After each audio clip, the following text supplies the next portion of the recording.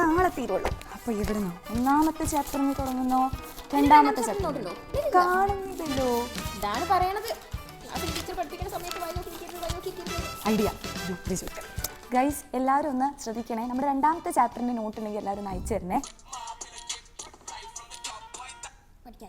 Equation ഉണ്ടോ? ഇത് വല്ല പരിചയം ഉണ്ടോ? ഏത് ചാപ്റ്റർടാ?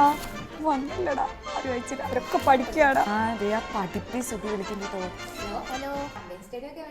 2 വട്ടം റിവിഷൻ കഴിഞ്ഞടാ. മൂന്നാമത്തെ തുടങ്ങാൻ നിൽക്കുക.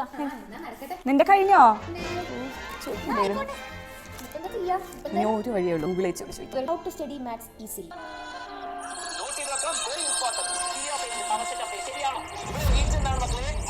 മാത്സ് എക്സാമിന്റെ ചോദ്യങ്ങളെല്ലാം മാത്സിൽ പഠിപ്പിക്കുന്നതന്നെ ആയിരിക്കും വരുന്നുണ്ടാവുള്ളൂ.